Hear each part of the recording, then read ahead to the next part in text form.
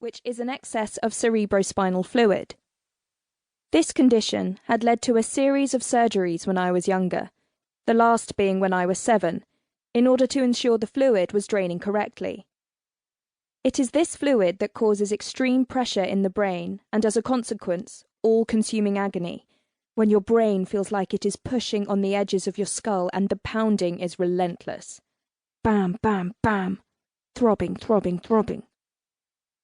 As though your brain is trying to hammer its way out of your head or escape, like an animal clawing at a cage that it's trapped inside.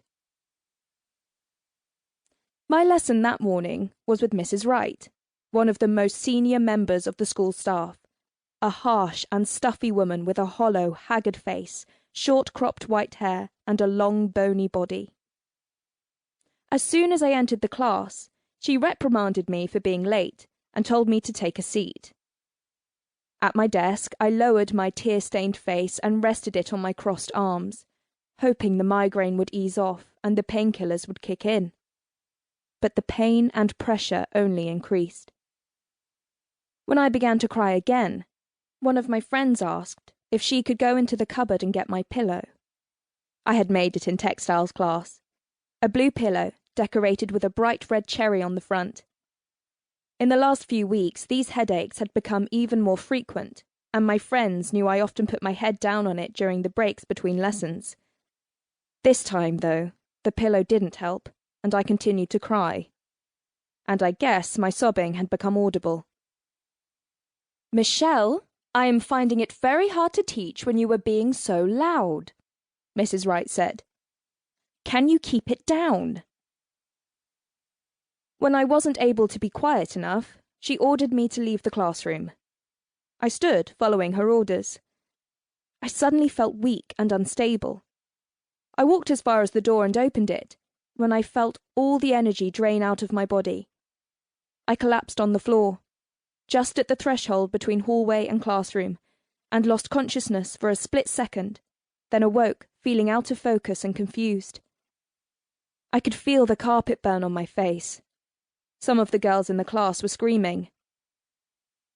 "She is going to be fine," Mrs. Wright announced in a deadpan voice. I remember thinking, even then, that her blasé, detached manner was very strange. "She's just being a drama queen. Michelle, stand up. Stop being silly. This isn't funny." Was I being a drama queen? Every time I had complained, cried, and caused my parents to worry over the years, I had elaborately and carefully weighed the risk of that. I hated asking for special treatment. I hated making anybody worry. Ever since I could remember, people had been anxious around me, fretting and worried. As a baby, I was listless, unable to sit up, and never learned to crawl. There was very little known about hydrocephalus in Hong Kong, where my family lived, and the doctors were largely inexperienced in how to solve it.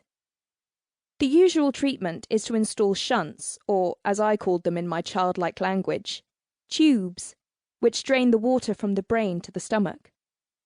In Hong Kong, however, these tubes were installed in my body incorrectly and resulted in infections and blood poisoning, and left a latticework of surgical scars that crossed my stomach and head. The drugs weren't much better. At the hospital in Hong Kong, I got the nickname Barney after the children's TV character, because whenever the doctors tried a new drug on me, I turned purple.